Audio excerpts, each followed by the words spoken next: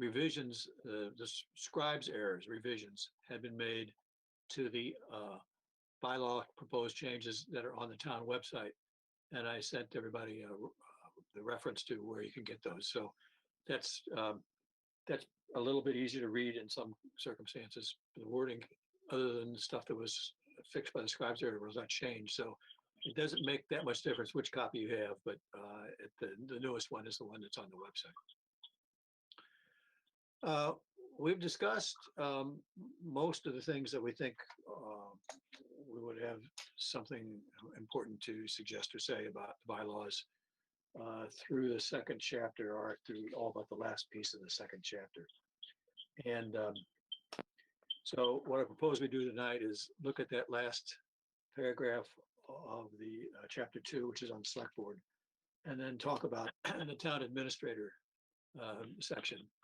And I'll relay a discussion I had with the town moderator about what kind of options we have, and it seems that they're pretty open. That's really in connection with the section chapter 3 on that. So on chapter 2, the last section, section 9, we had noted that there was a difference in the citations. So just a number was left out of the first sentence compared to the way it's printed on the first page, or on this page, and on the first page of the chapter 3 town administrator page. Bob looked up what sections thinks really are the ones that pertain to this, and they're sort of in the document, but not really. It's this little funny notation at the end of the first sentence that just says MGL 41 section 23A. That's really the section that gives the authority to the select board to appoint the town administrator. So let me read you Bob's suggestion for what section 9 ought to read.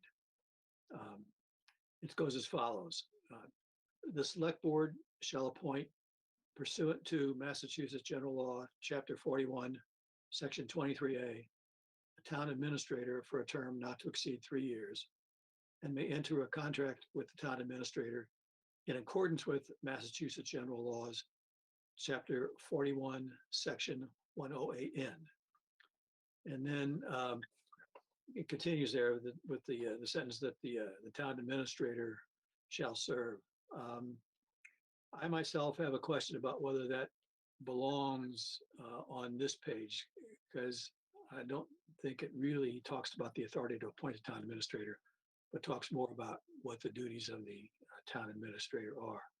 So if it's going to be any place, I myself think that last sentence belongs in the section under town administrator.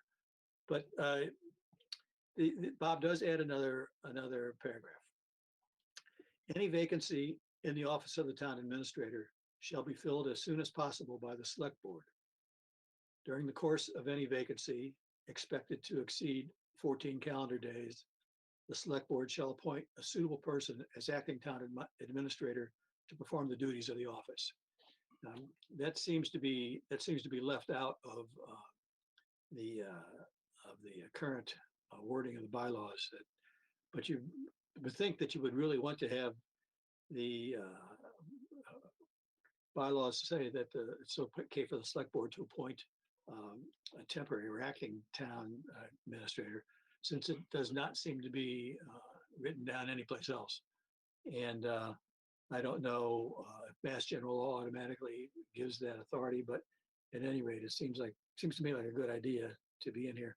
The question is whether or not a course of vacancy expected to exceed 14 calendar days is the right kind of term, whether any qualifying statement should be put in there, or whether we should be thinking about a fewer number of days or a greater number of days.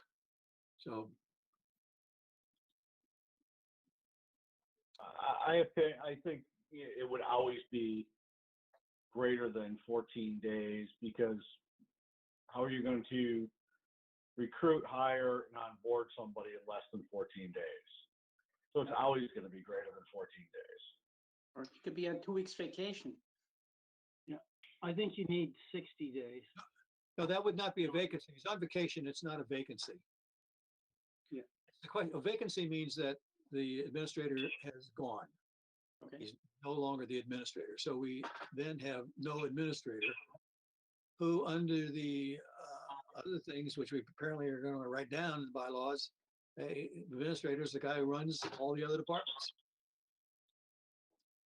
So who's going to run the police department, and the fire department, and the highway department, and the building department, and the council on aging, and town council, and all that? If it's silent there, can the select board get together and say, well, how about Scott Wilson? Kind of like things he said, it's going to appoint him as the temporary administrator for the town.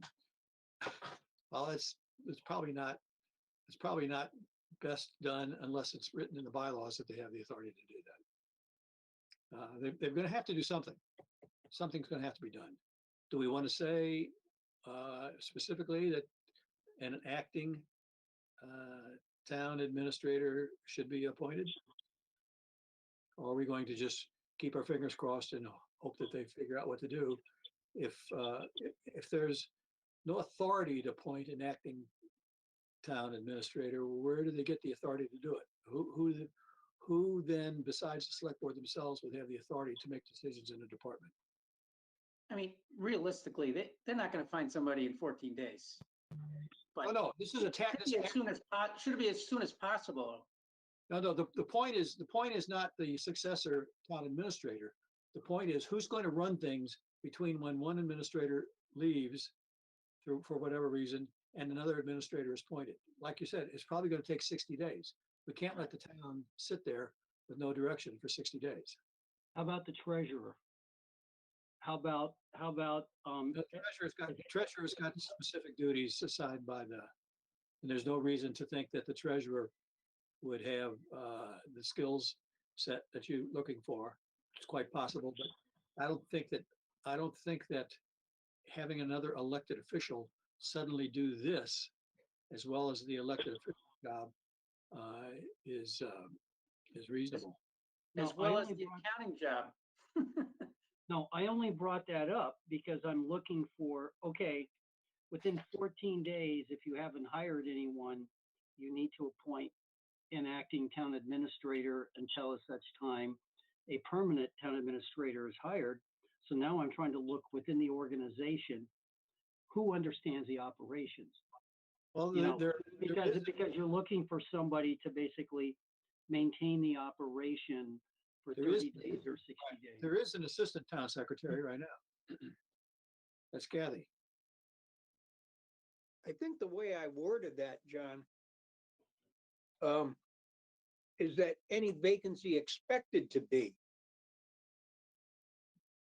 All right, and the reason for that is that, say the person is put on paid or unpaid administrative leave, and it's for a 30-day period. That would mean that right then and there, the selectmen could start looking for someone to take over on a temporary basis. They may not find anybody within the 14 days, and maybe they will. They may find somebody the next day. More like giving them the authority than the actual number of days, right? Aren't we required to post a job opening and do things for so many days before we can hire somebody? Or is that only at the state government agency level? But we aren't. That's permanent. Yeah, that's permanent. This is a temporary position. Acting town administrator. It's not covered under any personnel bylaw, so I don't think there's any requirement that the job has to be so-called posted. Yeah, I wouldn't think so. Yeah, I'm talking about for I mean, I'm not sure. I'm just referring to my housing authority. I realize DHCD is a separate authority, but if we're gonna hire somebody, even if somebody's left, we have certain things that we have to do to properly publish to comply with different state laws, as it relates to whatever, race, whatever they've laid those out. And I'm just wondering, are we, is the town got ruled by those laws too? Or are we just allowed to do whatever we want to do, that we don't have to post the job opening, that we can just go find somebody permanently without giving other people an opportunity if we so choose? Well, a temporary position, I can't imagine you need any authority to do anything. No, I'm Uh, talking about hiring for the permanent person. Yeah, well, Temporary- this doesn't relate to hiring the permanent person. This is just authority to appoint an acting town administrator while they go about hiring the permanent person. We don't want to get involved with the hiring of the permanent person. That's all covered by whatever bylaws and personnel laws we have. Yeah, I don't mean, think- John, it only makes sense that the select board has to have authority to appoint an interim town administrator when there's a vacancy. And I think it's immediate, not, in 2 weeks, 6 weeks, 12 weeks. I think the time is that the vacancy is expected is irrelevant. I think it's that they have a duty to appoint an interim town administrator until the position can be filled. Let me ask a question, Bob, something you said. Let me go back 1 second. It may not be the position have to be filled. If the town administrator was put on 60 days administrative leave, he would then be, or she would then be coming back to work. So you're not going to be hiring anybody. You're really at this point only looking to replace someone on a relatively short-term basis. Looking for a warm body, right? Well, Well, Bob, at least that- one that knows how to do something. I'll ask a Okay, question. I got the perfect choice, the finance committee. No. Be appointed as the temporary. No, I'm- You mentioned, suppose the town administrator is put on administrative leave. Does that make the position vacant? No, Well, it depends on I your would definition think of vacant. because the individual is unable to fill it. I think that's different from the position being vacant. So for example, if the Unable to perform their duties. Yeah, put that wording in. Because my intent is that it should also cover the situation where the administrator is barred from serving for a certain period of time. Whatever reason they can't perform their duties. That's right. Yeah, okay, that then I think recognizes that the position isn't actually vacant, but something has arisen that causes us need to have someone who can do the administration of the departments. So So it's two pieces. it's two pieces. Two pieces then, right? Yeah. Yeah, I mean, any- it's vacancy or unable to perform duties that the select board has, an obligation to appoint an interim town administrator until such time as that person can return to their normal duties Or replace. The other thing that or could happen, replace. Yep. a person could also be on sick leave, say, and could be something that's expected to last 2 months, 3 months, 4 months. Yeah, there's FMLA, there's lots of things, right? Yeah. Yeah, Um, do we need a bylaw to actually appoint, and can't that just be part of somebody else's? Okay, we need somebody and we all agree that maybe this person is the best person and they already work for Granby, so can't they just write that as part of their job description temporarily to do that? First of all, they may not already work for Granby. For example, if you wanted a town administrator for 60 days because of an illness, or because you expect to hire somebody within the end of 60 days, what you may want to do is go search for a retired town administrator from another town. And that would be a person who could be ideal for the situation. But I think somebody needs the authority to do that. I don't know. instead of them fumbling around at the time, this kind of puts it out in front of them. We already have the authority and the bylaws to do this, so let's just do it. Well, I It don't might think, be, I kind of doubt that they would see that it's possible to just let the thing be vacant, nobody in charge of anything. I don't believe any select board would do that. But the question is, what do they have the authority to do now? And I don't know what they, for example, acting town administrator, what is that? Has that been defined anyplace? Does it have all of the powers of, it's another one of those things that there's a job description that needs to be written for acting town administrator, and it doesn't belong in the bylaws, just like town administrator job description doesn't belong there. But we're talking about things which just don't exist now. And it's one thing to say, well, of course, the select board will want to do that. I have no doubt that the select board will want to do that.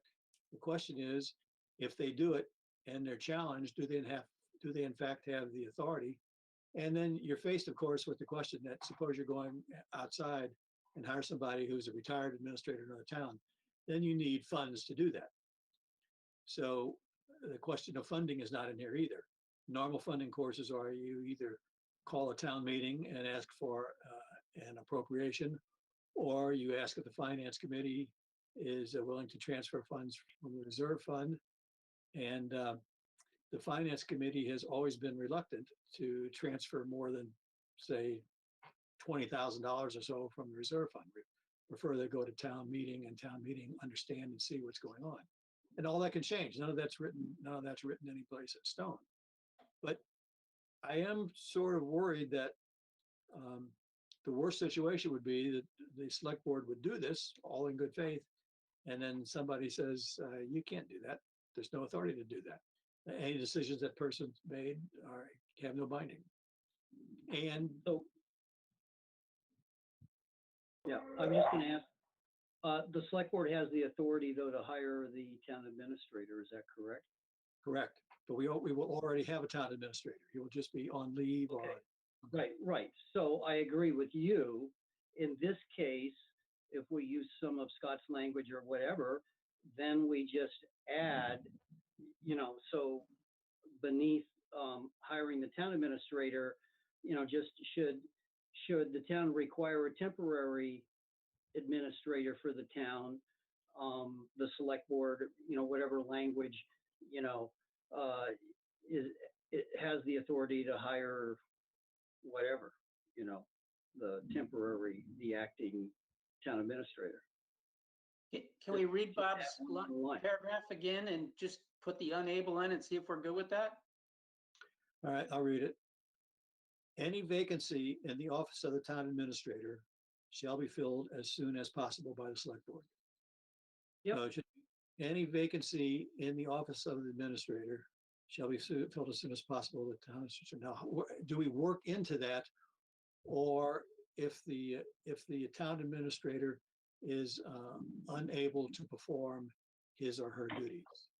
Okay, and should we anticipate, yeah, you could put that in, but the other thing I would ask is, should we anticipate not being able to hire a town administrator within 14 days, then the select board has the authority to hire an acting administrator until a permanent town administrator can be hired? I'm not sure that added up as a question, rather than sounded more like a That's statement of fact. Yeah, it's a statement to me. No, I'm proposing, I'm throwing out this language as possible language to then cover the concept of, when, if we have to hire an acting town administrator, then the select board has the authority. And the triggering point would be, we don't really expect to hire a permanent town administrator within 14 days. So is there also a and I'm not sure, so I'm asking a question. Could we also just say that in the absence of the town administrator, either because of vacancy or leave of absence, et cetera, the select board would assume the responsibilities of the town administrator until such time as the position could be filled, or the town administrator returns from said leave.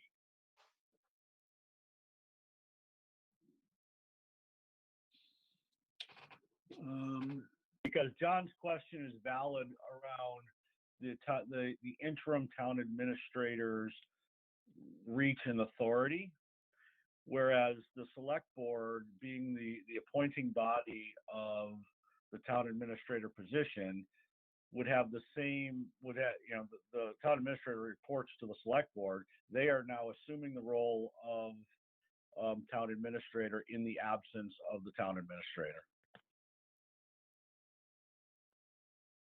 Then there's no question of authority or reach, because you're going to have questions of authority or reach with anybody in an interim position.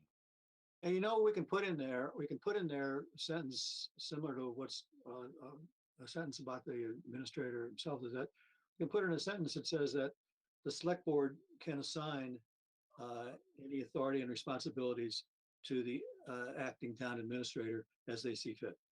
If they're unable to perform their duties. Not to the acting town administrator. So we first of all need to craft this as two things. One is it's actually not a vacancy in the office of the town administrator. It's the town administrator position, specifically a town administrator position. If the town administrator position becomes vacant for any reason, and then that includes not only leaving a position, but no, if the town administrator position becomes vacant, or if the town administrator cannot perform his or her duties for a period expected to exceed 14 days. 15 business days, 14 business days, something calendar, 14 calendar days. The select board shall appoint a suitable person as acting town administrator to perform the duties, as existing town administrators to perform the duties of that office. No, I think we want to say to perform, acting town administrator to perform the duties assigned to him or her by the select board. So we got the acting town administrator. We don't want to reference the duties because the duties, if they're not. Yeah, we don't want them, we want them in the job description. The duties are a mixture of these things that are in the bylaws and that are assigned by the select board that are not in the bylaws. And we don't think the duties should be in the bylaws anyway, because that really completely hampers the select board. They can do whatever the select board assigns them to do. Yes. Just take care of the cash. Don't worry about anything else, whatever. Right. So the three pieces are the vacancy of the position,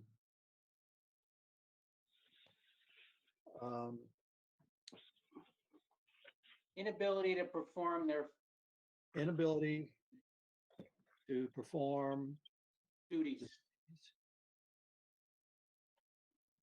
And this doesn't have to be in the bylaws, but that can be disability. It could be disciplinary. It could be anything. Yeah. So vacancy of the position, inability of the TA to perform the duties of the TA. Expected to last. Should we go 2 weeks? We better, What? Why do you need to put a time in? Things could fall apart in a week, and in particular, the acting administrator may be able to do this for a week or 2 weeks. And then if it develops that the thing's going to be longer period of time,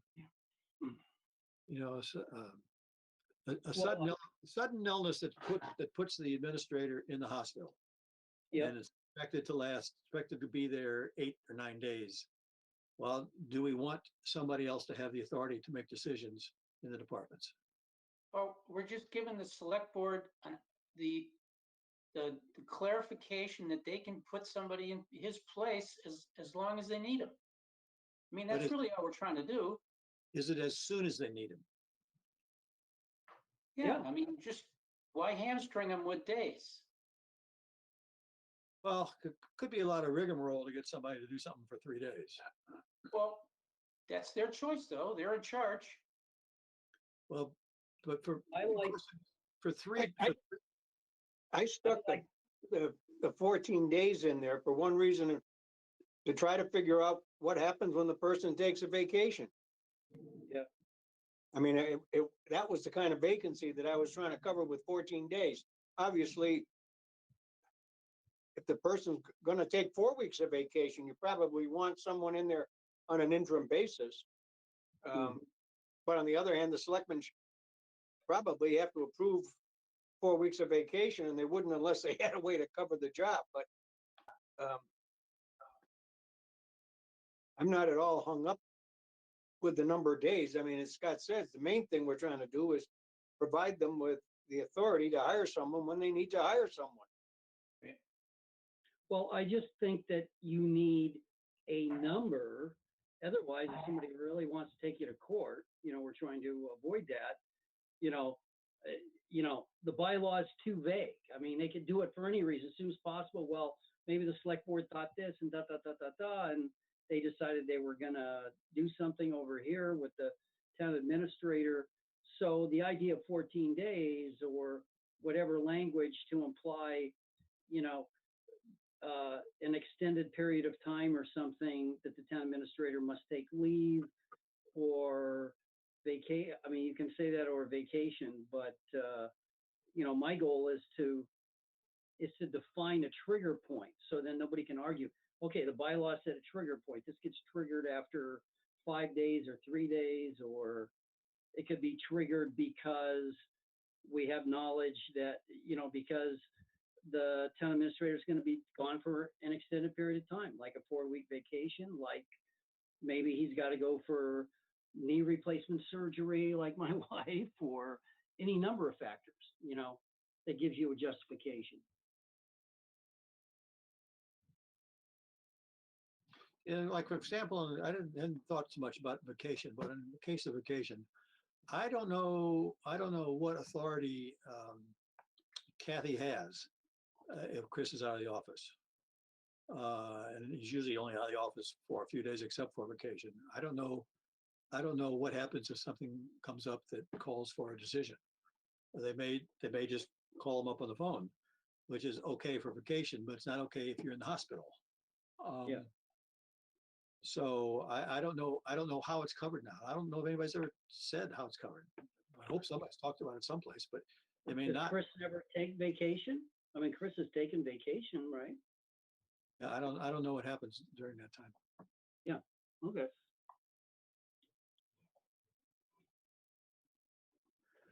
All right, so should we try a rewrite with those sort of principles and put in if it's going to last if it's expected to last for 2 weeks, then Longer than 2 weeks or something, right? and I think the point there would probably be if it's fewer than 2 weeks, then the select board themselves are going to have to make the decisions, Yes. unless it's a day-to-day decision, which are already under the which the assistant town administrator already has authority to do. Now we're only worried about the big things, but something big breaks or something big happens, and the administrator's in the hospital.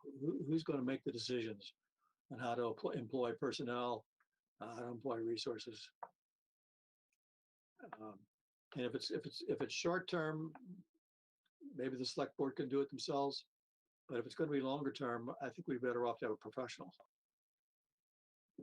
Agreed. All right, so should we There's take a there's enough in there on the job description for the administrator that's technical, and the Board of Selectmen is probably not going to have the ability to, or the expertise to do it. I'm thinking particularly of the financial stuff. Yeah.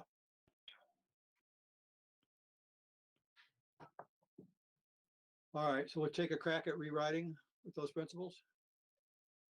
Okay. Yes. Let's back up then to the first paragraph. the last sentence in the first paragraph says, the town administrator shall serve as the chief administrative officer under the direction of the select board, shall perform the duties assigned by the select board, and shall not perform any function that has not been approved for the town administrator by the select board or these bylaws. I don't think that has to do with authority to appoint. I think that has to do with the duties, with the obligations of the responsibilities of the town administrator. And so I do not think that that sentence belongs in this section. I think if it belongs someplace, it belongs in the section under the town administrator. Sounds more like what the select board is authorized than what the administrator is able or capable or assigned.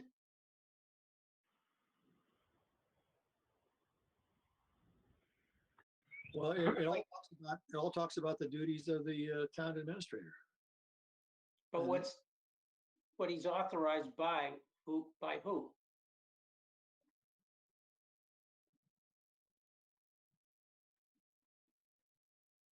The select board or select board or the bylaws. Actually, there's the piece of the sentence. The town administrator shall not perform any function that has not been approved for the town administrator by the select board or these bylaws. Maybe that piece of the sentence could stay. I like that part.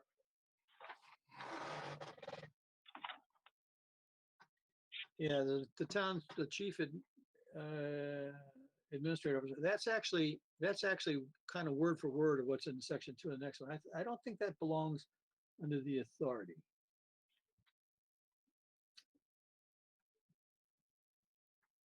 And because we're chief administrative officer, had a conversation with Bob, that's not a position in town. That's a function. We don't have a chief administrative officer title. We have someone who performs the functions as a chief administrative officer. That's the town administrator.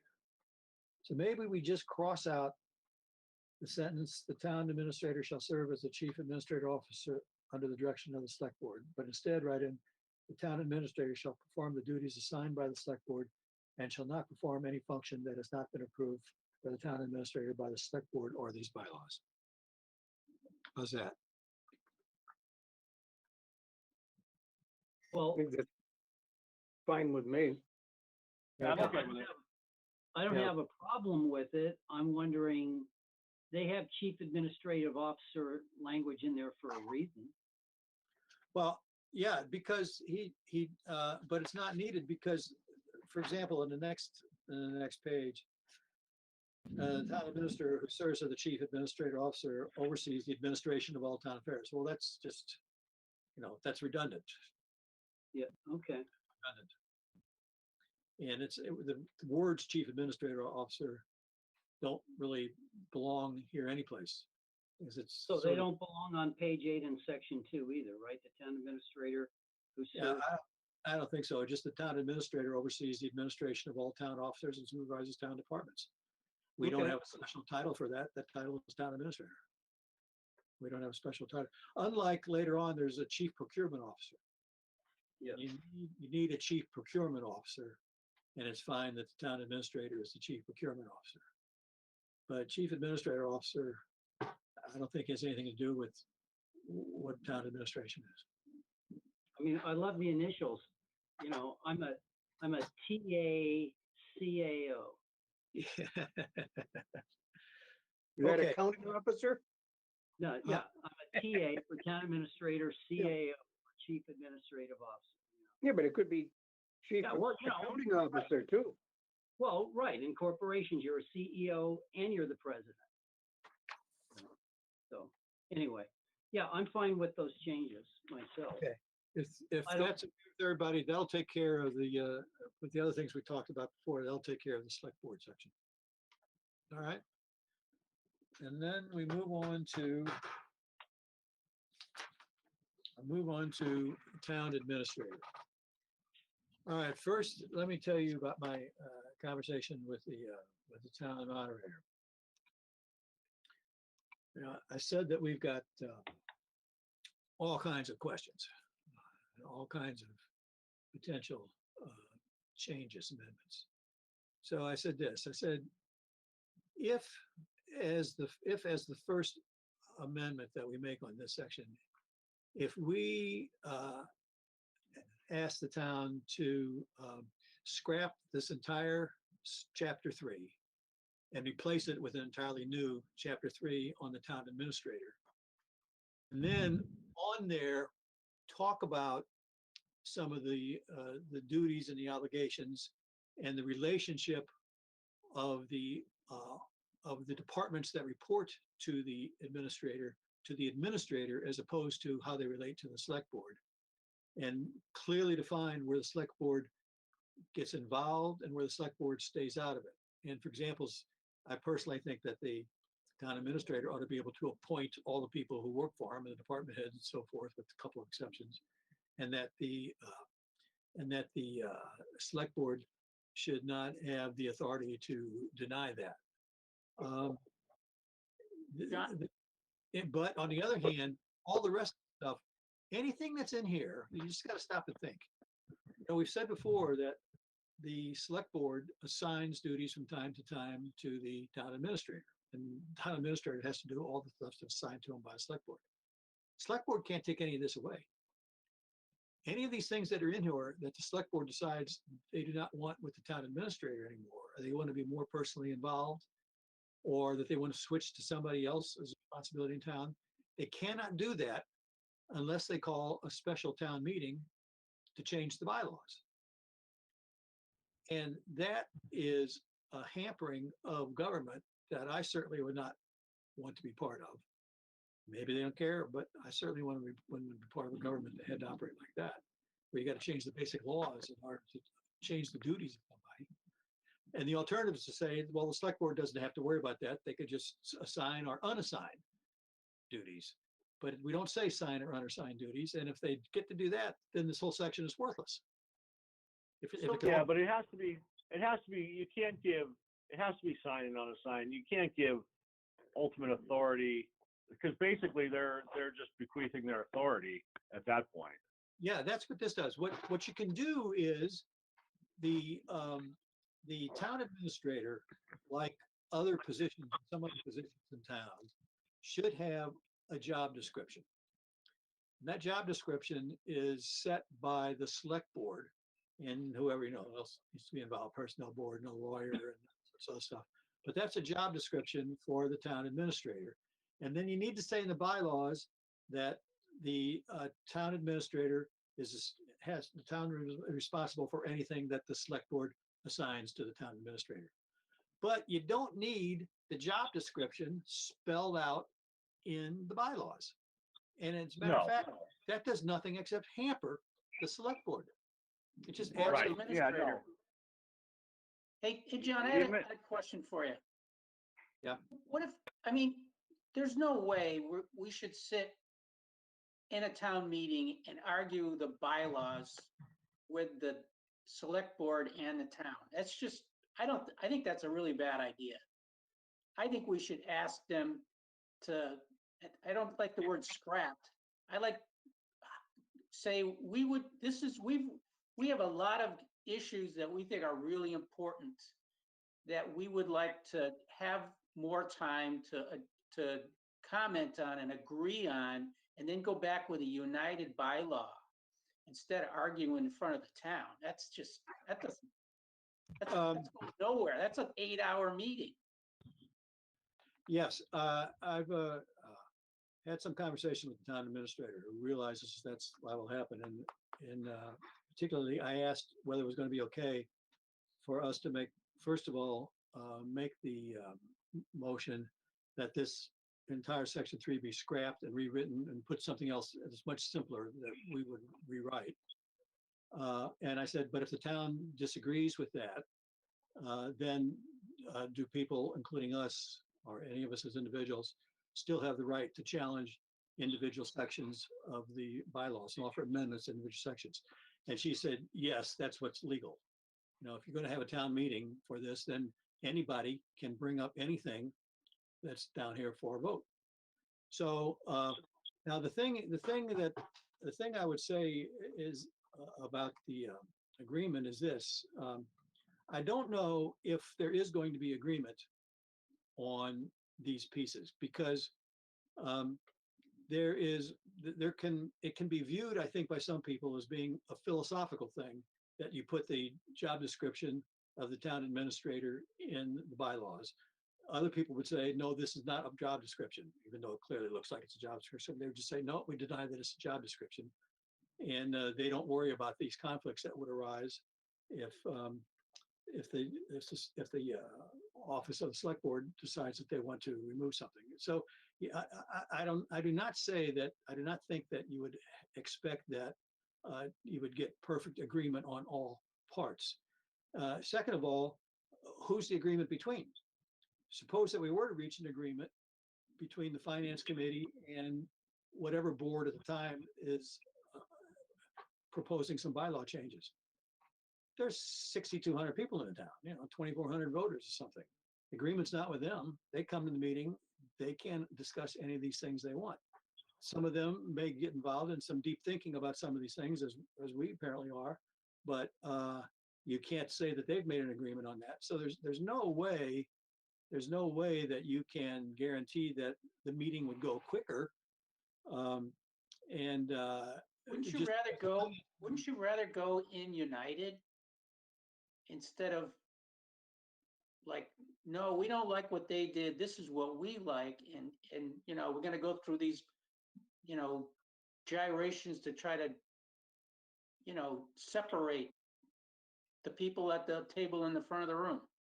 Well, before I talk about going in united, I want to talk about that. Despite the fact that there have been public meetings, this is the opportunity for the taxpayers in town to come and discuss this. And one of the things that I see happening in this is a basic change in our government structure. And that one, I don't know, people who do not think that should happen without a very, very thorough discussion at the town level, not committee level, are going to have an entirely different opinion than people who think that if we get some important boards together and they decide to change the town structure and do it on the slide through the bylaws instead of addressing the town structure itself. I don't think that's a way to do it. I think it's better off to say, this is something which should involve a lot of people thinking about and a lot of people discussing, but the basic structure of the town government is not something that we should be doing lightly and say, well, we got to get through this because we want to break in an hour so everybody can go home for lunch. I don't like that. And I would say from my reading of Al's email, they're not about to sit here and compromise now. I mean, the attitude is, hey, you had your chance, and this is what we feel that we want to do. So logically, it is going to come up in front of the townspeople. I don't see anything united unless we mostly capitulate to what they have written here. I just can't see a united front. So our plan A is we ask them that we have a lot of issues that we want to discuss. And we're asked the town to vote on whether they want to delay it or not. That's what's I've also had a conversation with Lynn about a motion to postpone indefinitely the discussion of the bylaws. And that can be done. Can we do just one bylaw or two or? No. Bylaw. You have to postpone everything. All the bylaws or just the ones that we object to? No, all of them, because the discussion is on the bylaws. So you either have to postpone the article or you have to discuss the article. And if people don't see that what we're really discussing here is a change in the administrative structure, a change in the government structure of the town, if they don't see that or they don't believe that, or this is a brand new idea, they may not in fact want to vote to postpone this. They want to say, let's just change it now and get this over with. For example, I think that there are probably, based upon hearsay, there could be a lot of people coming just to talk about the bylaws on the tag sales. So it's not a foregone conclusion that we think, because what's really going on here is much more than what it appears as, and there are some fundamental issues for the town to talk about and discuss. just because we think that, I don't know that the town would necessarily agree to that, because how many hours have we been through looking at this stuff? I mean, not only collectively, but individually. Well, I can't even count up the hours that I've been going through this since it was suddenly it was going to be on the town meeting. I thought it was going to be a special town meeting for this. So it's all the bylaws or none, right? We It's either all, discuss, it's all of these bylaws or none. okay, Yeah, we still have bylaws in place. Those don't change. It's just that this whole bylaw article gets postponed until we hash through all of it. Also, there are personnel bylaws and zoning bylaws and everything else, and they're not. No, This- I get that. This is not all the bylaws of the town, but these proposed, this package of stuff, that is a motion that's going to be on the floor. That is the article that's on the warrant, or these bylaws. so if we agree to talk about it, or if the town wants to talk about it, then we can't say, well, could we postpone just this one on the select board? We can't ask that. I don't think that would be allowed. That's an amendment. That's It's an a- amendment. If that's you a- No, wanted- it is not. The town moderator what says that the method by which we're going to vote on the bylaws is chapter by chapter, then what Scott is saying is, yes, it can be done. If the town moderator says it's all or nothing, then that's the way it will be. So I'm pretty sure that she's the one that has the authority as to how they're going to call a vote. I personally think it would be a mistake just to eliminate this chapter entirely. Oh, Because, I there- agree. I agree. yeah, and That's that's how we why, go about it, right? huh? No, How we go about it or how they let us go about it, our objection. Well, but see, What is the All right. moderator going to allow us to do? moderator will allow us to do what I just said. When we come to this section, they would allow us to make a motion to replace this entire chapter 3 with a new chapter 3, which we'll have to write up. Which Okay. will allow us to do that. If that motion doesn't pass, then she will allow us to go after this section by section and make changes that we want to make in here. Okay. And, But- and Beyond that, the things that we're talking about, this fundamental structure of the government, goes beyond just this section. For example, we're going to add a section, we'll talk about it later. We would want to add a section to the select board thing, specifically giving them the authority and the responsibility, the appointment authority and responsibility for appointing the police chief and the fire chief, and perhaps the highway superintendent, and perhaps the auditor. And so that it goes beyond just this section. And right now, the only place that those things come in are in this section. So we can't go out of the meeting and not have any authority to appoint a police chief or fire chief, except for by default, it goes to the select board. That would be Right. good. Yeah. And as I said before, what I don't think is a good idea is to appoint a town administrator and not give the town administrator the full authority and to run the departments that report to him or her. so if there was, how many bylaws are there that we're talking about? So many sections of the bylaws. no, look at your, That's what It's we were going to one- go through. It's That's what one bylaw that has a number of sections. And we're going to replace the new ones is to replace the old one. We can't have a gray area in the middle without a section. Is that what you're saying? Because things are intertwined. Okay. So what I see our task is doing is going through these bylaws as they're now written and looking at each individual section or pieces of sections and ask, do we want to make any changes to the wording in that section? The first thing we ask. That's just as an amendment to this whole collection of things. And then secondly, if we were going to rewrite the entire chapter 3, would we include anything at all about that in the chapter 3? Because that's where I think that all the stuff which is really just job description would just be eliminated. If it's not eliminated, there are a couple words I think we want to change in some sections of it. But that's the two separate things, because those are the two pieces of work which we would have to do at the town meeting. Present present the Alternative? chapter 3 as an alternative, a new chapter 3. But if that doesn't fly, then amend all the articles in here that we think are need some work. Right. Yeah, well, wait a minute now, are you suggesting that we take as number one solution that we put in a new chapter 3? Yeah. I understand that. But then Yeah. when you say all the other parts, are we just going back and trying to nitpick each individual one? So that if we had 8 changes that we were making overall in chapter 3, we're gonna go back and try to get 8 individual changes? If it's rejected that we replace the bylaw entirely with a new bylaw, then what we have to do is make certain that this, which is now written, which is then going to be the thing that comes up for vote, that the pieces of this are written in ways that make sense to us, and make sense to the town. Which means accomplish the same thing, but do a piecemeal. No, it's because if we rewrite it, we're not going to include all this stuff. I realize that. And if that fails, and now we're going back and changing things, what are we changing? Well, for example,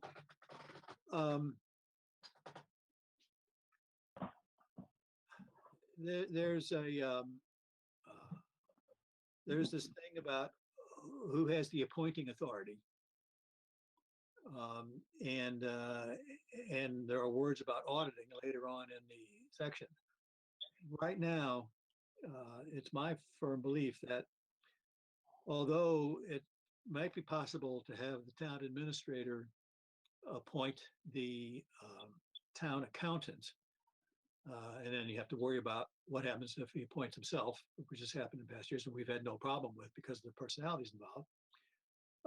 But the auditor, if you allow the town administrator to appoint the town accountant and the town auditor, as unlikely as the possibility may be, that's what I say is the perfect job description for financial mayhem. That's the way anything can be hidden and any money can be siphoned away in illegal fashion, but it can happen without anybody being able to find out about it, because the town accountant and the town administrator and the town auditor are basically all the same entity. All right, but No you're not answering my question. If you were to change chapter 3, would you have something in there that deals with that same issue? Somehow Okay. or other, you'd have in there that the town administrator doesn't appoint the town accountant or the auditor? Okay, I would recommend this strategy for Yes. modifying section 3. Yes. We do 2 things. We rewrite it the way it makes sense to us, and then we look at the different sections and we make notes so that if we don't get the whole thing replaced and we have to go to a section by section strategy, we focus on those sections where the change is most critical. Okay? So, I- You know, because I get you, John, with the whole thing, because under section 6, a lot of these responsibilities and authority, are covered by the job description too. I mean, not all of them.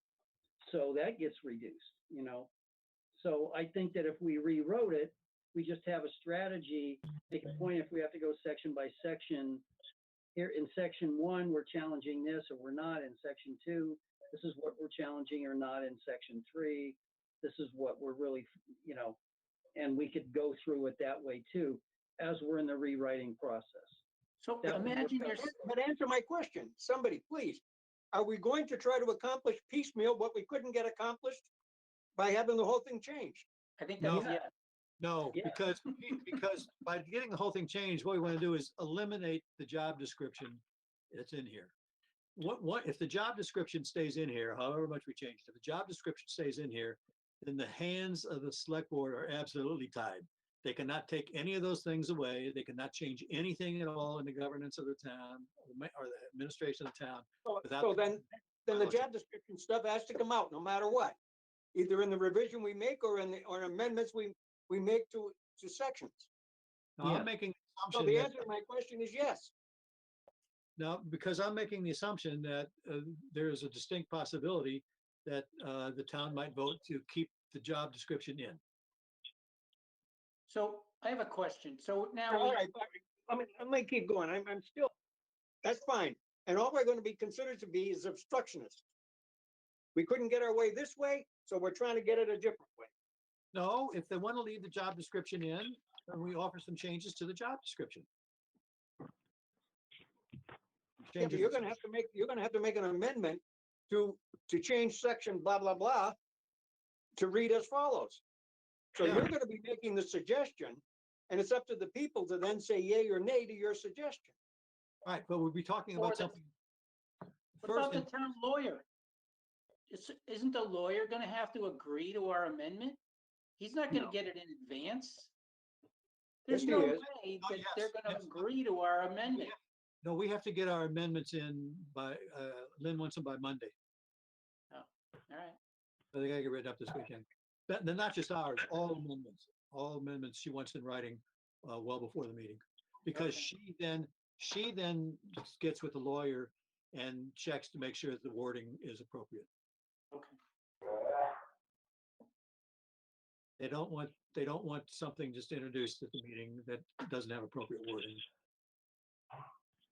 Okay, I was gonna make one comment that I thought about. You are getting 6 minutes to speak. No, no, no, no, no, no. The opening statements that we make as part of the finance committee, which in the past has basically been a little talk based upon what our narrative is, and probably will be the same thing this year. That's what we have 6 minutes. This is not the I budget. get, yeah, I get that, but maybe you abbreviated that and you spend half your time talking about there are significant changes in the bylaws and we believe you should pay special attention to that when you get to that section, or something to that effect, so that at least we raise some expectation, because ideally, while we make these changes, ideally, because this is so detailed, this gets postponed to a separate meeting, ideally. Well, Joe, here's the reason I'm not worried about that. First of all, when we come to this warrant article, I expect that either I or somebody else in town will make a motion to postpone it. And if it's me who does it, then that's the point where I would make the speech that Okay. there are, 35 changes which we think should be made, and that talk about what we're talking about here is a fundamental change in the structure of the government of the town, and it should not be done in a quick fashion. It should not be done. It should not be done by a series of informal meetings, but should be discussed in a different way so that people have time to understand what the implications are. So I'll be able to say that. Also, the very first thing that comes up is the number of meeting days too, and we're going to offer amendment to that. So there's another chance at the beginning to speak. So we'll have 2 chances at the beginning to speak. I don't want to use, and I don't want to use the time that we have to talk about the finance committee's report, which is on the budget, to talk about this different issue, because really we don't want to talk about this issue at all in this meeting. We prefer that that the bylaws be a separate meeting. Yeah, So- okay. I mean, you are gonna bring that up then if they don't decide to postpone. The plan is, I mean, I'm for that we would postpone it to a separate meeting because of the detail. But That would be part of an explanation of why the motion to postpone is being made. Because okay, there's 32 amendments that are already planned on being made. I mean, mentioning Well- how many, But that's the technical piece. right, but the- but telling the town that there's a lot of objections to the way they're written. Well, that's one thing, but the second piece of it, which I think is more important, is that I see this as this fundamental change in the structure. yes. And that's what you should emphasize. Yeah. I also want to comment Fundamental that change. What's the fundamental change? The fundamental change is that the select board has given away virtually all of their authority for anything important. And they have no way to take that back without calling a town meeting to change the bylaws of the town. So Yep. maybe the bylaws are just affirming what we already know as a fact. But we don't know as a fact. I don't think that the select board have stayed out of the approval of fire chief and police chief, for example. Hasn't By come the way- before, hasn't come before them recently. Yeah. And I don't think that, I don't know right now what happens if if a department wants to, or Chris wants to make a new department. I don't know what is written in his job description about whether he can do that without asking the select board's permission or not. But I think that definitely is something which the town administrator ought to have. I think town administrator should have that, but I don't know what the general laws on that say. And the other thing is that, there's this difference between a town administrator and town manager. And I asked Bob to print out where he discovered some things about a difference in that, and how, where there's an example of a town that went to a town manager, but they didn't do it by changing the bylaws. They went to the legislature and had a law passed that they could do that. I don't think that was the town. I think that's the process you have to go through. Okay, In so, other words, if you want a town manager, you gotta get an act of the legislature to do it. yeah. And I don't know how close we come to that just being a town manager, but it sounds an awful lot like it. Mhm. If this stands, Actually, our town administrator sounds to be stronger than the town manager that I had the act on. okay, Yes. I mean, The, I will agree that the Board of Selectmen giving up their authority to appoint the police and fire chief and basically automatically putting it into the hands of the town administrator is a fundamental change in the way we do business. Some of the other stuff is, I guess, a little bit more Mickey Mouse. I mean, the fact that his job description is in the bylaws, well, yeah, it is, because that was the way in which they came upon taking away the authority from the selectmen. Just spell out that it's someone else has it. Yeah, and that's what we're opposed to. And Yeah, don't forget, if Yeah, it's but in we the got bylaws, a slew of other things that are muddying the water, and they all get dragged into the discussion of the one major concern that we have. I mean, Well, the issue of an audit is not a real big deal. It's been going on, we've been having an audit for God knows how many years. The bylaws have never said who's in charge of it, and now we're worried that the town administrator might be picking them. Well, he's probably picked them for the last 20 years too. And I well, can we tell you already that know that. We already know that. The But town he doesn't- administrator, under the but he current doesn't bylaw, does pick. responsibility. He doesn't bear the ultimate responsibility. He's done that because the select board said do this. And then he picks somebody, and probably technically they're appointed by the select board. But they cannot abdicate. Right now, I don't think they can abdicate the responsibility for everything being missed by the auditor that was picked. What's the big deal in Chris does the work and he gets them to approve it? I don't see why Nothing is giving wrong him the with that. authority. I mean, it works the same except with a couple extra moments of, yeah, this is the auditor that I selected. Okay, yep, 3 yeps, and it's good. Because it's like a lot of other things. As long as everything works okay, everything is fine. What happens if something goes wrong? And you can name the things that can go wrong. What happens if something goes wrong? And if what you've done is you've written into your bylaw that there's really nothing you can do, then what business do you have running a town? What business do you have running a company? What business do you have running anything if you can't figure out what you do in case things go wrong? The big authority remains with the select board.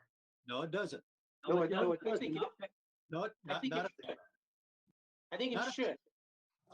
the big authority remains with the select board if they have a job description for the person that they've hired, and if they can change the job description at will. If they have a job description which is written down in the bylaws of the town, they cannot do a thing about it. Right. And if you write in bylaws that structure things so that mayhem can take place, then you got only yourself to blame if mayhem takes place. Nobody expects it. Nobody ever expects anything to go wrong. Nobody expected the pandemic. One of the difficulties we have is we're sitting here talking with someone that's been in the position for 20 years, and we don't get bent out of shape because we know exactly, or pretty near exactly, how he reacts in all sorts of situations, whether we Yeah. agree or disagree. But in the event that he retires down the 5 years down the road, as he has indicated, you Yeah, want the Board of Selectmen hiring someone on the basis, come on in, guys. We want you to run the police department, the fire department, the highway department. We don't know whether you're any good. You don't have any experience with us. No feel for you whatsoever. But we're gonna give you all those things and we're gonna pay you accordingly, as if you could do a good job.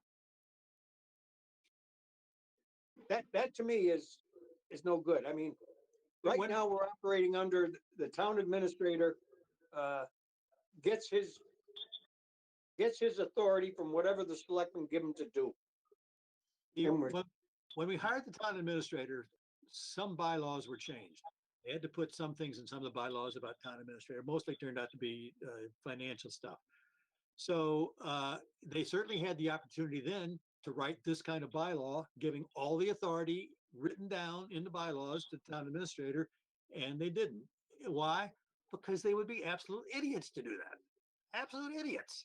They knew a lot better. Now we've seen this particular town administrator. He's a great guy, does a fantastic job for the town. We're all in favor of him.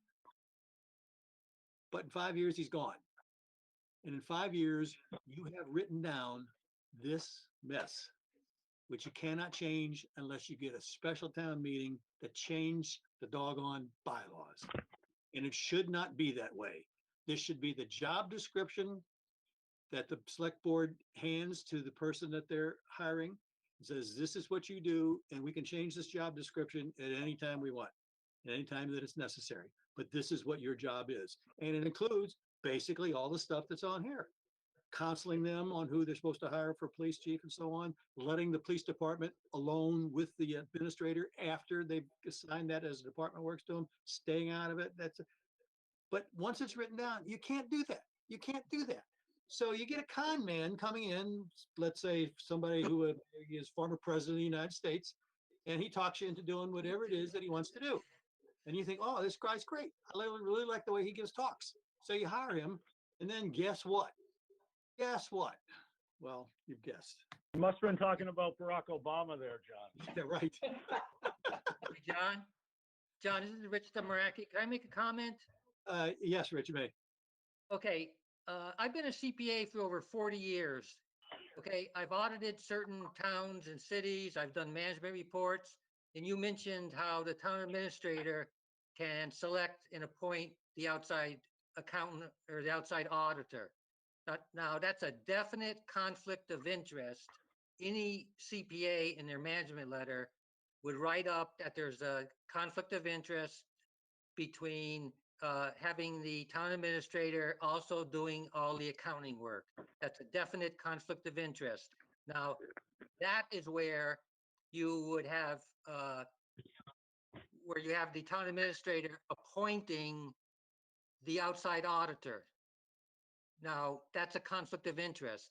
He appoints the auditor, and then the auditor doesn't bring up the issue. So to me, the town administrator should not have the authority to appoint the auditor.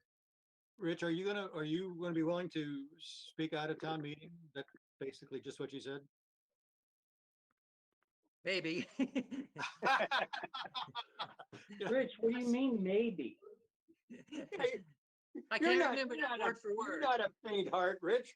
Okay, you don't have to say it word for word, but it's important that everyone and all the citizens Yeah, express. we'd like to hear some other professional in the town speak about the same things that we're speaking with on. But let me tell you a funny story, though.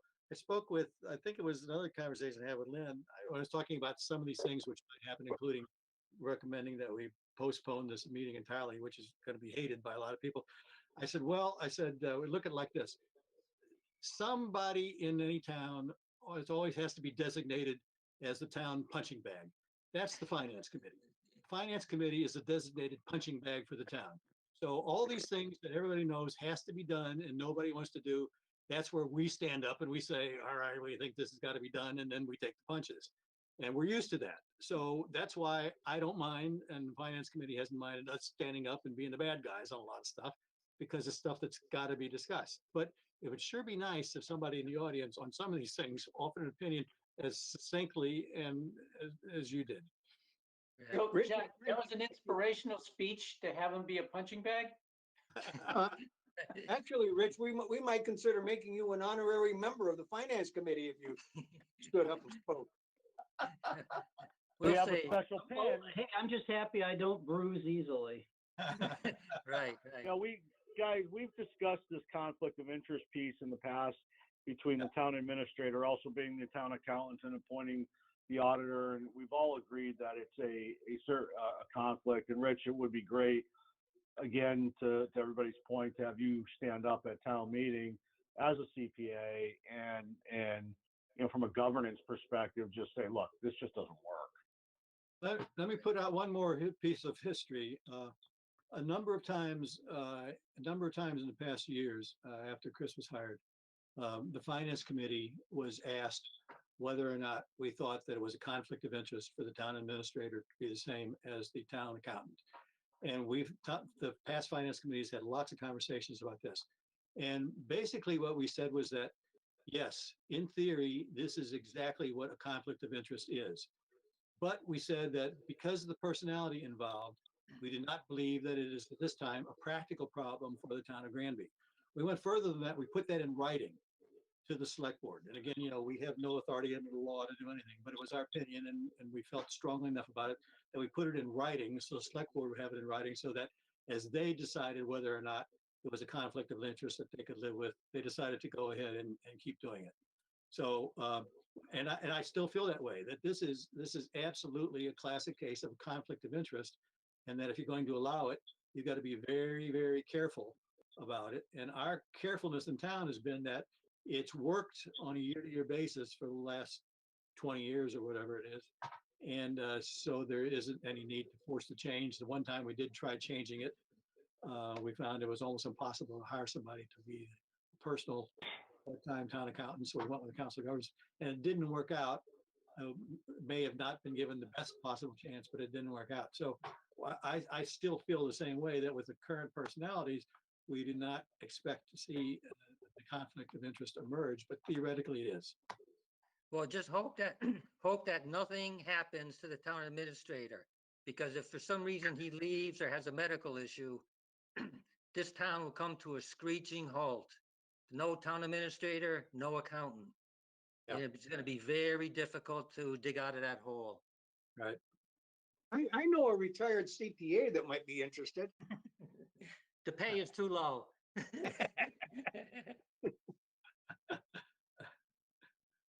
But for the good of the town, What's that? for the good of the town. Too much stress, too many headaches. Temporary. No, All pain is temporary. right. But I will say also that, John, I think what's going to happen, someone's going to stand up and said, hey, we had public hearings on the bylaw changes. That's when these changes should have been discussed. And I know someone's going to get up and say that. Yeah, when in law, that's absolutely incorrect. In law, things brought up at an official meeting to discuss it, vote to discuss it, the discussion takes place. The moderator, And then if just- the moderator wishes, can limit discussion, but it cannot deny it. I'm pretty certain. Just pull And I out the don't- big guns and talk about the police chief and the fire chief. And this is an example of what we disagree with. Yeah, the town moderator, many times in past town meetings, particularly when we come to budget ideas and some other particular items, has never said we were not going to have any discussion on this, but the town administrator has at some point stepped in and said, I'm not hearing anything new. We're going to end discussion on this piece and vote. Hmm. Town Well, administrator, it'll be interesting to see what the what the police chief, how he brings up the point at the town meeting, whether he believes the bylaws should be passed or delayed. He believes they should be, He believes they should be passed. Okay. So it's gonna He be a wants to tough wash road, his hands of it, I would think. right? John, Well- if we get down to trying to change this problem of the fundamental difference, and we aren't successful on chapter 3, getting substituted, would we accomplish everything we want if in, where are we here? In subsection 8, I guess it would be. Yeah, subsection 8 of section 6. And just got rid of the word such in the first Yeah, sentence. Yeah, I've proposed that to Lynn. That we believe that no matter who thinks that this already applies to the entire chapter 3, I think you're going to get as many who argue that because of this wording, it doesn't, it only applies to the subsection 7 above it. But if you take out such, then it's much easier to say that it applies to the entire thing. Which And then means that the selectmen are really the ones with the final authority on who's appointed.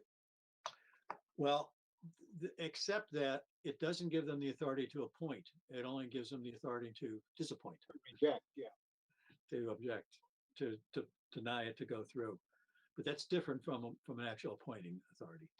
I think where my But it accomplishes a good deal of, it accomplishes a good deal of it, but I think the first place that we're going to bring it up is in the powers of the select board. I think their appointment authority, I think, needs to go beyond appointing a town administrator. I think their appointing authority, I think we would prefer that they keep the fire chief and the police chief as appointing, and with the required input from the town administrator and perhaps any selection committee. So, John, did Chris sit on the bylaw committee? My yes and understanding, no. yes and no. He was, the bylaw committee, as I understand it, was Chief Wishart, former select board member Brian Hochschild, Al Bale, maybe? Al Bale was on it, Virginia Snowpeck was on it, the treasurer, Steve Nally was on it. And at one point, a select board member was on it. Mary McDowell was on it for a while, but I don't know if she was replaced when she left the select board. But So the meeting, where did this come from? they've been appointed about 5 years ago. I know, The- but who came up with this idea for the police chief and the fire chief? I don't know. Bob and I went to meetings, had discussions about the budget and discussions about the finance committee. And Chris was not at those meetings. We did not go to any discussions about the town administrator. We were not asked to attend any other discussions, and we didn't volunteer or request to attend other issues. I did write up some things for them about other pieces, and they looked at them, but have no idea what the actual discussions were that went on. But we can only speculate as to why these things are in here. I wondered if Yeah, we should so- mention, what if we should Go ahead, mention, Scott. you know, we spent a lot of time looking at our bylaws and we agreed with the changes that are being put forward, but, you know, didn't really have the opportunity to look at the other bylaws that were proposed. That's kind of Well- what happened, isn't it? Our opportunity was the same as the opportunity of any taxpayer in town. There were Yep. public meetings that were announced. The proposal bylaws were put up on the website. So any official body, any unofficial body, any individual taxpayer, any individual groups of taxpayers had the opportunity to come to the meetings that were meetings to tell people what was being proposed. Very few people came. I was at a couple of them, but I wasn't at all of them. But that is not the same as this gets voted on and discussed at the town meeting. And I don't know whether or not the town administrator, or rather, I'm sorry, whether the town moderator would have view an informational question from the audience the same as she would view an amendment from the audience. Make an amendment from the audience, then there's got to be discussion. An informational question from an audience member to the town moderator may or may not be allowed. Probably has the right to not allow it. This moderator tends to allow these short discussions, but I don't know if that's a requirement or not. The thing is that once this, I'm pretty positive, though, once this is up for discussion, once a motion is made, then you have to allow discussions on everything that you don't like and want to change, then everything that you recommend be changes. You can make an amendment on anything.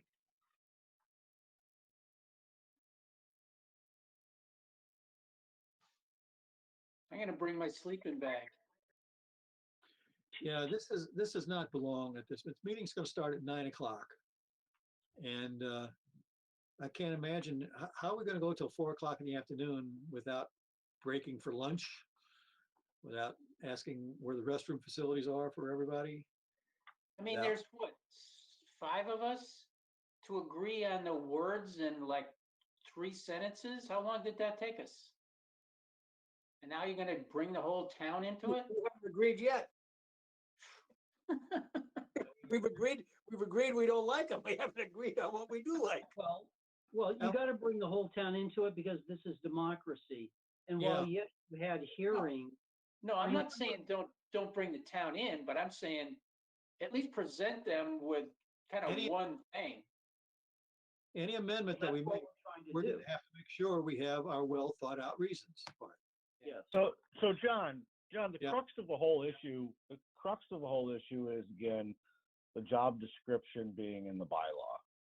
That's the big thing. No. Because when it's in the bylaw, it then becomes part of the bylaw, and then the select board does not have authority to change that without a special town meeting.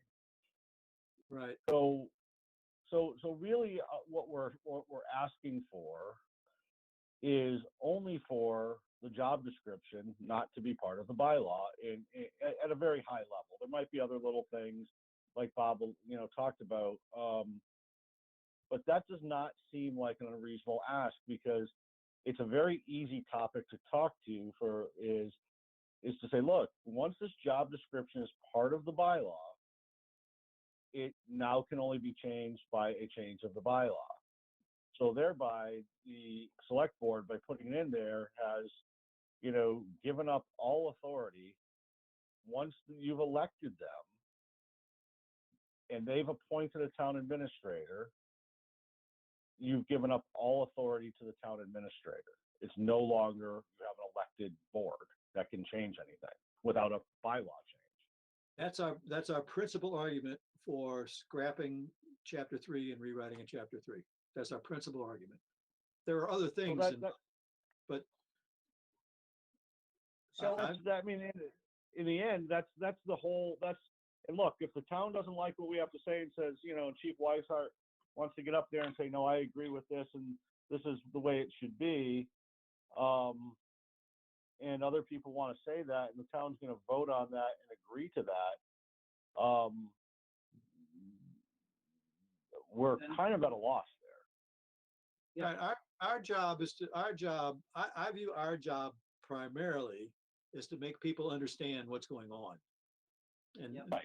that's why we discuss both sides of these issues for as long as we do when we discuss it. So we have to make sure people understand what it is they're doing. Then we have a recommendation, which we make in terms of the amendment. But principally, we got to make sure people understand what's going on.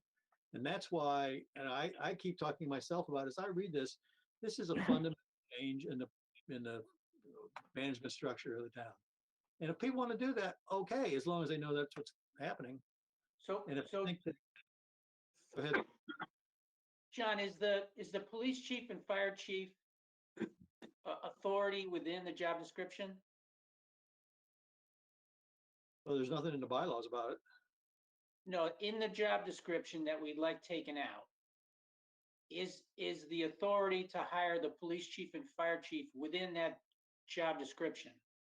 It's No, within the within the authority of the town administrator to appoint them. Right, It's not- so not- if we just ask the one thing, if things are going south and we can only get one thing, is the job description like Rich proposed, would that be a win for us? Well, anything, I don't like to say win or lose, because again, Would that accomplish most of our goals? well, it would, if the town administrator still can appoint some of these major positions without So approval. that's outside the job description. That's somewhere else in the bylaws, that ability to hire those two positions or three positions? That's the appointment authority of the town administrator. Okay, And the, so those two things. I think that can be done also as part of the job description, but it doesn't have to be. Because some of the things in there, some of the things of there are, to me, it seem to be descriptive enough that they're worthwhile putting in. And also, this is where I speak, I think, in favor of the town administrator, not the current town administrator, but the town administrator position. Some of these things, I think, insulate the town administrator from the select board in the day-to-day running of the town. And again, we may not think that that's been a problem so far, but you get new personalities. Personalities do not always mix. The personalities have worked, but it's not because of what the law says, not because of the bylaws say. And if some of these things were to be eliminated, then in the appointment authority, then the town administrator would have really no way to run his department, knowing that he could run it the way he or she could run it the way they wanted to. So we need some of these protections in, I think, for the town administrator. If that were just part of the job description, then from week to week, as soon as select board got angry with a decision that the town administrator made on some issue, are really angry, then they could say, oh, starting tomorrow or starting after our next select board meeting, your job description is going to change and you no longer have the authority to make that decision. And that would be a travesty of government.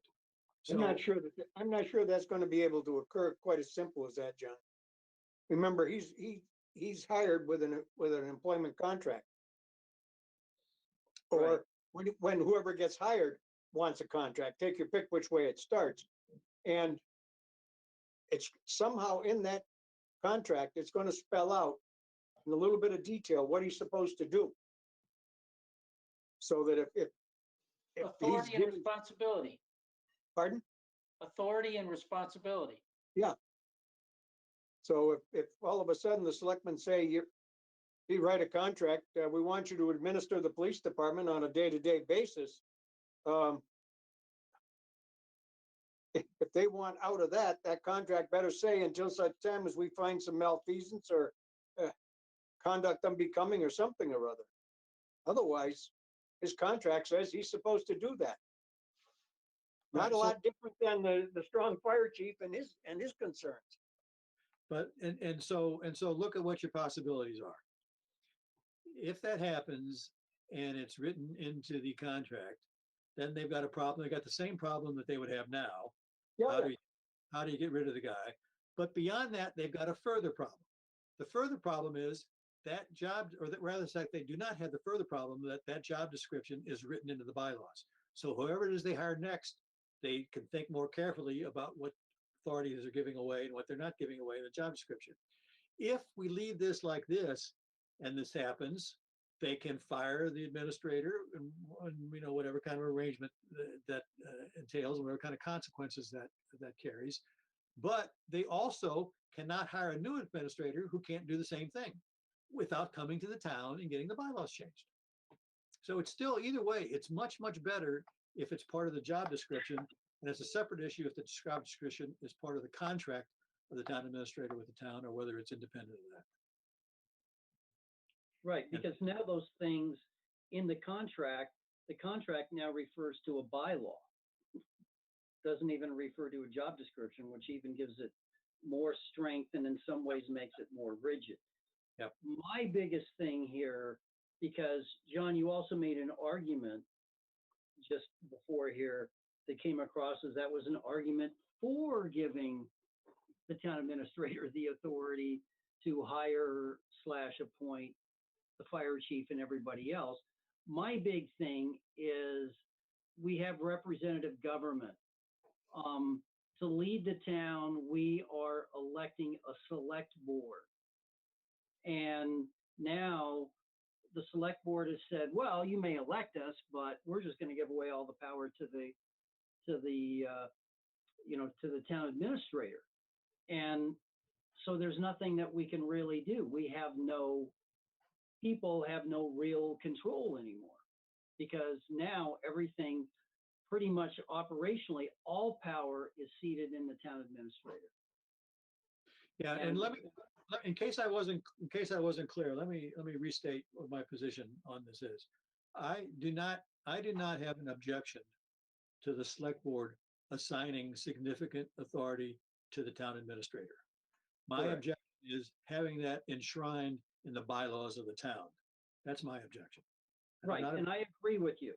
If the select board wants to abrogate their responsibility and now say, hey, you go hire this guy, you do it through the job description, you don't do it through the bylaws. That way you maintain some control over key departments, because all of these are departments that expend a lot of money in town. So, okay.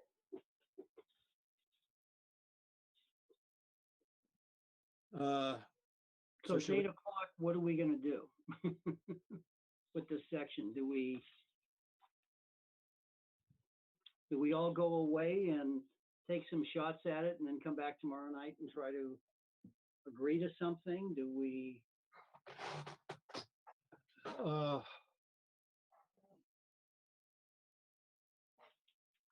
are you just going to stay up until about 3:30, 4 o'clock? Yeah, I can't do that. I can work some tonight, and I can work all night, or I can work some tonight and some tomorrow morning, but I can't work very much No, tomorrow. well, I would not worry about getting it back to anybody till before the meeting, and all of it should work on, so I'll work on, what I think, and I'll give you notes and send that at some point, probably around noontime or early afternoon tomorrow, because I have conference calls in the morning and I've been working all day. I'm not going to stay up and write tonight. So I can do that for you on section 3, on chapter 3 there. Okay. Okay. We got the meeting tomorrow. We also, though I just really hate to do this, is that if we need a little more time than the meeting tomorrow night, we can recess our meeting tomorrow night and call it again for Friday evening or some other time. So we can do that. But we've got to do it by this weekend, because the motions have to be written up this weekend. Okay. That's So- acceptable to me. So let So me then the two key things are, if we write what looks like a whole new section, a whole new chapter 3, actually not a whole new chapter 3, just this chapter 3 sections 1, 2, 3, 4, 5, and 6. If we write a whole and leave 7 and 8, if we write a whole new one, what are the minimum things that would be in there? And I think that's probably a lot, but maybe not all of it's in the first 5 sections. That'd certainly be the body of it. And then with some changes, depending upon how we feel about who should be the appointing authority for the police chief and the fire chief. And, Jo- and then, John? yes, I think it's aspirational to think that us writing a whole new chapter 3 has any chance of seeing the light of day. yeah, I don't, that's why I want, me too. And that's really what I was kind of thinking as we were speaking. I was kind of thinking that the way this is really framed now is that we're not really so much rewriting all of this as we are basically getting rid of section 6 and then doing some wording changes. And, and that's not that's not entirely correct, but it's the principle that we're basically getting rid of section 6, but maybe taking 1 or 2 of the paragraphs that are in section 6 and including in any other sections. And then it's easier to say, we're just getting rid of this job description. You don't want this, but there are some other things in authorities. So it would be, That's your most likely to succeed route, is what you just said. I agree. Yeah. Offering an alternative is just like slapping the bylaw committee in the face. Right, you can't do it, Scott. I agree. No, we Yeah. can't. Yeah, no, and I agree. And as we've been going through this, that's been in the back of my head, that thought, and I hadn't expressed. I'm thank you for somebody bringing that up. And if somebody would like to take a shot at doing that, Bob, if you would like to take a shot at doing that. At what? At a losing battle? Yeah, basically cutting out 6 and just taking pieces of that belong in there someplace else. And then I'll take on the job of wordsmithing the individual sections of it in case everything stays in, what we might want to change in some of the individual sections. And Joe, At the end of the day, And I'll submit and what I'll do is I'll take the document as is, and I'll read through that, and I'll make my changes, make my notes and everything else on the document, like, okay, I believe this should be gone to 6, or whatever my feelings are. I'll scan it in, and then you'll both get it. actually send it to everybody. Send it to everybody. Send it to everybody. And Rich and Scott, if you have some ideas that you want to get down on paper, please feel free to do so. Yeah. Encourage you to do so. And then we'll get back together again at 6:30 tomorrow evening. Are there other sections I should be looking at in the bylaws that you looked at? I know we made some minor language changes for the bylaws for our own committee, and obviously the administrator, but were there other ones that were important or significant? I think we've discussed the previous sections, and we've discussed the finance committee, and we discussed the budget. And those are the big things. There are just a few other possible changes there. I wouldn't worry too much. But I think we've got that covered. The other things which we would do if we had a long period of time is discuss on a fundamental basis the idea of whether the capital improvement committee has a budget. The bylaws say they'll submit the capital budget to the select board or to the town administrator or whoever they submit it to, and that's I don't think that's exactly the right term, but it's not worth fighting about, because I think what's going to happen is the same thing that's happened all along, that they write up their section in the town report, the town meeting book, and talk about what things they've approved, which has nothing to do with what is in anybody's actual budget. Yeah, I guess I would agree that if we started overly wordsmithing all sorts of sections, they get more upset than the fact that we're focused on the town administrator and we've got this recommended change as it relates to our own committee. So if we focus more just on those 2 things, then I think we have a better chance of maybe, getting it through. But maybe they're all objecting. Maybe they all want, maybe the whole committee has agreed that they all want the town administrator to have this authority, where they want to codify it. So I don't know. Okay. Hey guys, I gotta bang out. I have another call still. Yeah, we all do. Yeah, we all do. So thank everybody for attending, and we'll adjourn this meeting with a motion, and then we'll see you again at 6:30 tomorrow evening. Thank you very much. So moved. Like, Second, Second, favor? Aye? aye, Good. okay. Thank you very much. tomorrow night. Okay. Good night.